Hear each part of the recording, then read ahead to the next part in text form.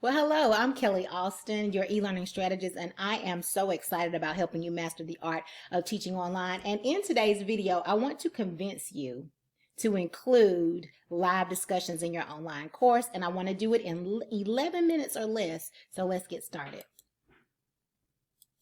All right, so before we embark on this journey, I want to talk to you about something called transactional distance theory. As you know, when you are online, you are one place and your students are anywhere in the world.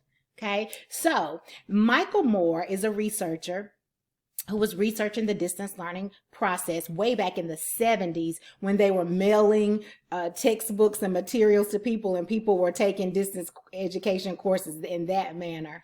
And his theory is still one of the foundational theories of distance learning. Michael Moore proposes that there are three variables, and they are dialogue, structure, and autonomy. So dialogue, of course, is conversation, meaningful conversation, which we'll talk about in a minute. But structure refers to the way in which the content, the learner interacts with the content and applies the content.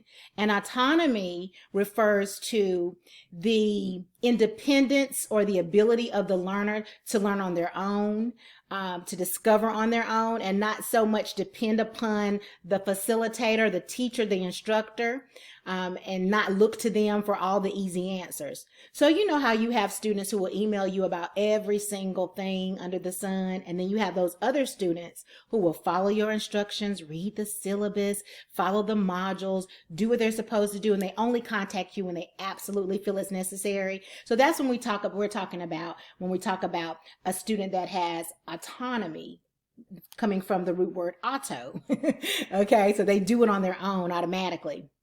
Well, Michael Moore believed that there was a combination of these variables and that they interplay or work differently with different students.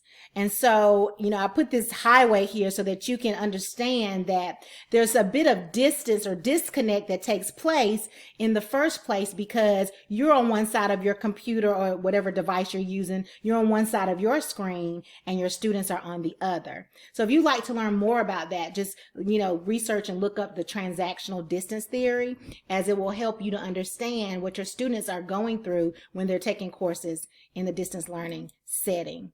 So what I want you to do, I want you to designate time for live dialogue. I want you to set aside time to actually meet with your customers, your students. Well, they are your customers actually, but to meet with your students in a live synchronous environment. We're all here at the same time. Whether that's every Sunday night from 6 to 7, Monday night from 7 to 8, choose a time that you're going to be there live and in person. Okay. All right. And I love this quote by Nicholas Buell, coming from his work, Dialogue and Teaching, Theory and Practice. And he says, dialogue is an activity directed toward discovery and new understanding, which stands to improve the knowledge, insight, or sensitivity of its participants. I could not sum up the synchronous experience any better. When you come together for discussion, not for lecture, when you come together to dialogue with your students, it leads to discovery. It leads to new insights. Your students they all come together with different backgrounds and different experiences, and you too have your background and your experiences. And so when you all come together to have a discussion, it's a beautiful thing. All right, so you're going to be live streaming. We covered that. But you say, Kellie, what are we going to be discussing? I want you to discuss a piece of content related to your course. What do I mean by that? You can choose an article that you assign to your students ahead of time, and you say, okay, we're going to discuss this article.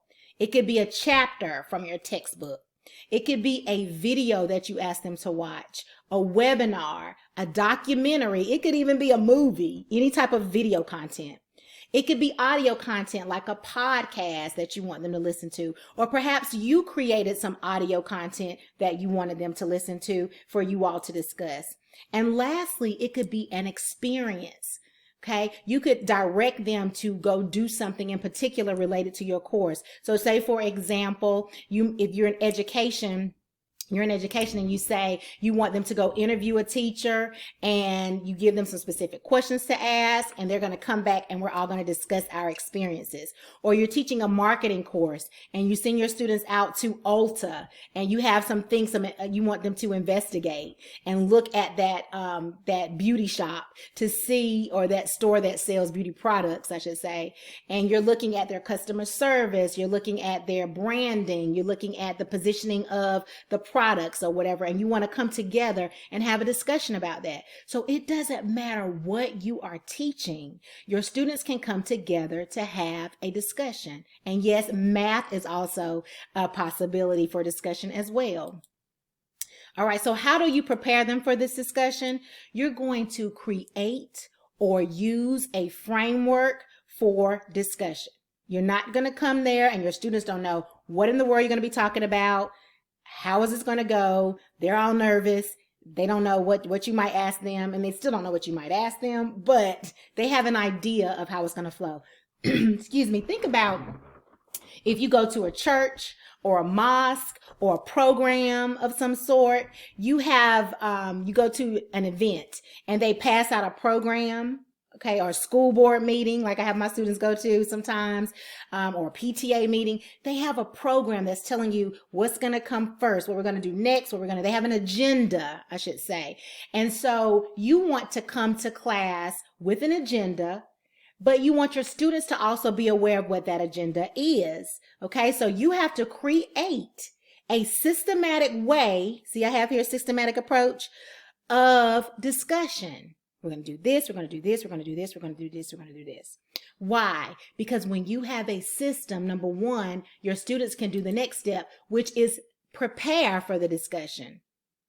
They can still develop that autonomy because they can prepare for what you are about to discuss. But also, when you have a system, it is something that can be plugged into over and over again, and it's something that your students can master. And when they master it, it is the best feeling in the world, not just for you, but for them, because then you have created a student-centered learning environment and removed yourself from being the sage on the stage. All right. So when you have that system too, another benefit is that you can find out which part of the system is not working. So as you all are discussing, you can say, okay, they don't really understand how to do this. Oh, they do this really well. Oh, this is a teachable moment. I need to do an instructional video on this particular piece of content, or just on maybe their higher order thinking skills and what could enhance those and how to make the next discussion better. Okay. So when you have a system, it helps you with assessment, okay, and evaluation of the process. All right, then you want to train your students on the template, okay? So, let me go back because I didn't tell you about the template, did I? I want you to provide a template for study and preparation, okay? I kind of touched on it, but in order for your students to build their study habits, because many of our college students do not have good study habits. Everybody's busy, but everybody's not so productive. So they need help with understanding how to study and using their time wisely. When you give them this template, they know exactly what to do. They know what the components of the discussion are going to be. So when you give it to them, or before you expect them to come to class so prepared, one of the things you need to do is train them on the use of the template. So you're going to want to create a video that trains them on how to use the template, to share your expectations of the discussion, and any other things that you want them to know. Then you're going to want to also provide a video that trains them on the virtual experience. And this may already be provided by your university. Say, for example, if you all use Blackboard as your learning management system, you may already have videos, but you can also go to YouTube and get videos about how to enter the virtual classroom from the Blackboard site. If you use Canvas, whatever learning management system that you're using, or you can make a video and do a screencast the way that I'm doing here, and demonstrate for them how to enter the virtual classroom. So you want to train them on two things, on the template and on how to enter the virtual classroom, so that they have a heads up about how things are going to go. All right, last but not least, you want to hold your students accountable. The way that I do this with one of my courses, where I use a process called Learning Through Virtual Discussion Framework, I have a Learning Through Virtual Discussion journal, and my students have to submit that template that we talked about here. They have to submit that template by a certain date, which is Saturday night, 11 o'clock p.m. And we have class on Wednesday. So several days before we have class, I'm able to make sure that they are prepared for class in advance. And I'm actually going to change that to Sunday night, because after I did some surveys with my students, they would prefer it be due on Sunday nights. So you need to come up with some way to hold your students accountable. Implementation. Oh, I only have about 20 minutes left. So for implementation, the number one option that I prefer is that students are required to attend the sessions. Now, I know this may be difficult for those of you who teach at universities where the online courses you're not allowed, I guess, to demand or require that students be in class in a virtual sense. It's more of an option. But if you are blessed, like I have been for 15 years, to be able to set aside a block of time where students know they're expected to be in class, that their convenience is the fact that they don't have to come to campus, but that they do have to interact in class, that is the number one option. And what you do is you give them class participation points for coming to class that are quite heavy. So my class participation points may be a third of the actual grade. All right. The next option is that you can offer them or tease them or give them the option of you either come to the live session or you do your discussion board. Now, I've never met anybody. There may be some people out there who say, I just love discussion board forums. They just, oh my goodness, I can't wait to make my post and wait for everybody to put their posts and respond. I don't know people who do that, but some people may. This is just my experience. So if you tell your students that those who come to the live session get to opt out and they get to skip the discussion board forum because they're going to get their points from their class participation during the live session. Because remember, this is a student-centered discussion. This is not you lecturing. This is your students are going to be doing most of the talking. And so if you offer them that, I promise you they will show up. Now, you can also give them the option of, when you have the live session, for those who can't come, that you post the recording of the live session as the discussion board prompt, and you have, as part of the discussion board prompt, and you have a question that you're asking them about the discussion that took place with the other students. Okay, so that they're kind of like there, but not there. So it's kind of like when you watch a replay of a video, and so they get to participate even though, or feel like they were a part of the conversation, even though they weren't there. Now, last but not least, I just thought of another option that I do in summer school.